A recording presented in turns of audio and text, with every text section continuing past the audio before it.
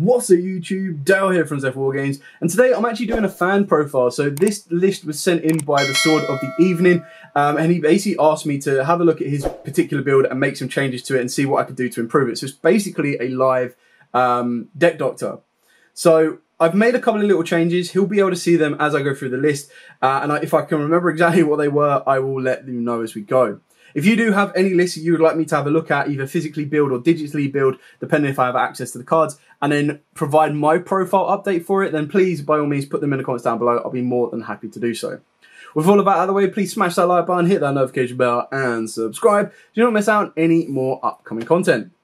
With all of that out of the way, let's dive head first into this profile. So I kind of match him in the sense that he's gone with triple Elise. I mean, that makes sense to me. He went with triple Stella, again, completely agree with that. He went with double Sophia and triple Irene. Me, personally, I cut the Irene down by one. I feel Irene is the worst kind of one to have. Yes, it's kind of cool for a little bit of draw, but it has no real, it doesn't have a special summon effect. It basically lets you place an Exosister card from your hand to the bottom of the deck and draw a card. So it's not the smoothest of transitions for the card. Which I feel it could be at 1, but it's just getting that Exosister name. We've then got the Dogmatikas. Now, again, I made a couple of changes to the Dogmatikas. It's all down to personal player preference, but I'll explain why I've changed it as I've gone. So he played triple Ecclesia. I went with double Ecclesia. I agree with the Maximus, although it can be risky, which I'll explain in a minute. The one Fleur, the one Theo, which is basically just a free summon, with double Nadir and single punishment. Now, the punishment in a particular deck like Exosisters that want to XYZ summon during your opponent's turn and want to XYZ summon during your turn can be very, very risky. You only want to activate punishment if you know it's going to guarantee you game the next turn with what you already have on the board, which is why I cut it from 2 to 1. Now, the reason Maximus can be a little bit risky is right now with everyone playing Branded, sending stuff from their extra deck isn't as great as it once was. Because if they then end up sending stuff like an Albion and a Alba, they then get a search of any fusion spell they want and then a branded card as well. So it can be very, very risky. But the reason Maximus is in here, or I kept it in here, is because I also put in the Shadow Schism. I feel that if you're playing the Dogmatika package, the Schism is actually really, really important because it does give you a first turn window.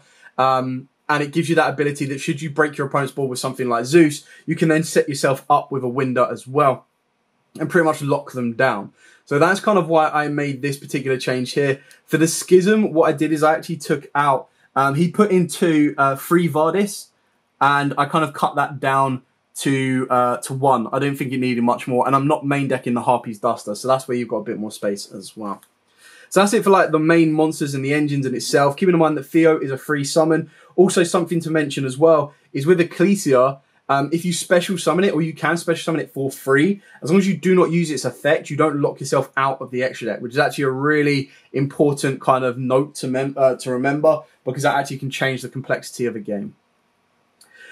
He also made 2 Dwimmerin or Dwimmered paths, which lets you target a spellcaster effect monster from the graveyard and add it back to the hand. It's a hard once per turn. It's good for the grind game, but if you're trying to be a little bit more kind of protective and aggressive, this worked out a little bit better.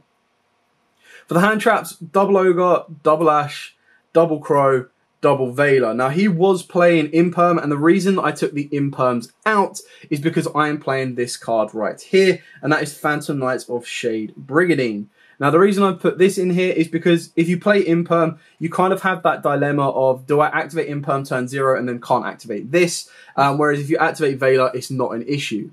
Now, the reason I've put this card in here is because it is basically a free summon. So any normal summon level 4 plus this gets you into an XYZ, whether that be an Exosister monster or whether that gives you access to something like Time Thief Redo with a free bounce is entirely up to you.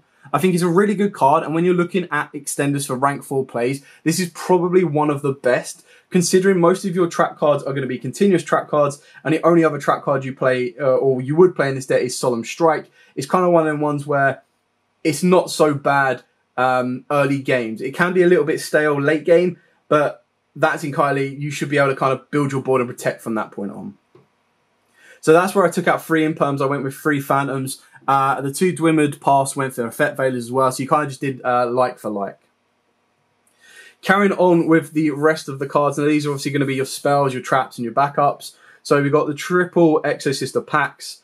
I put in the one Armit for the pure fact that I actually just like to have the ability that, okay, if the hand isn't that great, I still have control in order to make either a Mikakillis or a Castel during my opponent's turn, or not Castel, sorry, a Jabrain, I believe it is, that lets you negate your opponent's monster effects. So I still want the control of this. It's searchable, so I kind of had to put it in at 1. Maybe it was a bit of a typo with the Exosister Vardis, but it also takes the place of a punishment as well.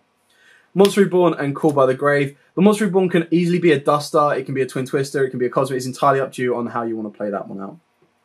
And then I completely agree with the 2 strikes and the 1 Vidis. I actually really like the Vidis because it gives you that ability to give you the 2 monsters that can cause a lot of issues for your opponent. It's entirely up to you if you want to play it or not, but you can easily take it out and change it around. Now, moving on to the extra deck. The extra deck is actually quite an interesting one because there's one card that I wasn't able to fit in that I really kind of want to, but it's one of those situational ones where it's like, okay, well, if it doesn't come up, you don't need it, but if it does come up, you're like, I really wish I had that. So, for his extra deck, he was going with 2 Mikakillis, which I, again, completely agree with, 2 Magnifica, again, completely agree with. I went with 2 Castel. Now, the reason you go with this is because you mainly, its effect during your opponent's turn isn't that great. So it just basically says neither player can special summon monsters from the graveyards for the rest of the turn, which is good in a specific matchup, but it's not one that you're going to want to summon. It's going to be one that you summon during your turn because you detach a material to add an Exosister monster, which is why you end up with the Castel and the Mikakillis under the Magnifica, and you get to build from there. He then went with 2 Jabreen. I've gone with 1, and I completely cut the Asoa, which I probably should be putting back in, but it was really just down to space for the fusion area. Another card that I was missing as well that I really want to put into the deck is a Salamangreat All Mirage. Now, the reason I say that is because if you do open up pretty badly, what it will allow you to do is it will allow you to normal summon any of your Exosister monsters because they're all like 400, 100, 300, and 500 attack, and turn it into a All Mirage. By turning it into an All Mirage, that will then unlock your entire Dogmatika package because straight away that then means that you can special summon Ecclesia, you can special summon the Flirt, but you can also special summon the other level 4 as well, which the name escapes me, the Theo. So that will then give you access to the full Dogmatika package should you want to. The generic rank 4 I've got is the 1 Baguska. You can put Tornado Dragon in here if you want as well. It's entirely up to you on your personal preference. The Redoer, for the pure fact that it is one of the best rank 4s around, like the fact that it just steals the top card of your opponent's deck that can lead you to a draw or a bounce. And then obviously on top of that as well, you also get the ability of being able to set it up with a trap your turn as well. Gives you that little bit more to kind of deal with. And of course the final card for the XYZ is Zeus. You play so many XYZs, just being able to go rank into a Zeus, clear an entire board, and then continue to build your board off the back of that is also very, very important. The last 5 cards are fusion monsters. So you've got the 1 Titaniclad, the 1 Ints, and then of course you've got the Winder, the Apclone, and the Construct. Now, the reason you're playing these is for the pure fact that off of the Dogmatika package, the idea is that you want to activate a Dear Servant, you send your Apclone, the Apclone gives you the Schism. You then use the effect of, you then have to discard the Schism. You then use the effect of Maximus by banishing the Apclone to send 2 from your extra deck, being Titaniclad and Construct. That will then allow you to re-add the Schism back to your hand. And off the back of that, in the end phase, Titaniclad will trigger to give you either special summon of Ecclesia, which can then lead you into a Fleur de Lis, or of course it will just search you out Fleur de Lis straight away, setting you up because you've got a Dark and a Shaddoll, gives you the Winder in the graveyard. Now obviously this is all because of that particular trap, so if you choose not to play that, straight away you go into a... you go straight away into an Almirage, you can then go into a Tornado Dragon, and then you can add another one on top of that being the Aurora, the Exosister that I've taken out. And that is it, ladies and gentlemen. Very short, sweet, simple. Thank you so much for the Evening Sword for sending this across to me. I hope this has helped. I hope this has given you some updates on your particular build. And if there's any kind of questions you have on routes that I took with this deck, by all means, please put them in the comments down below. I will be more than happy to answer them for you.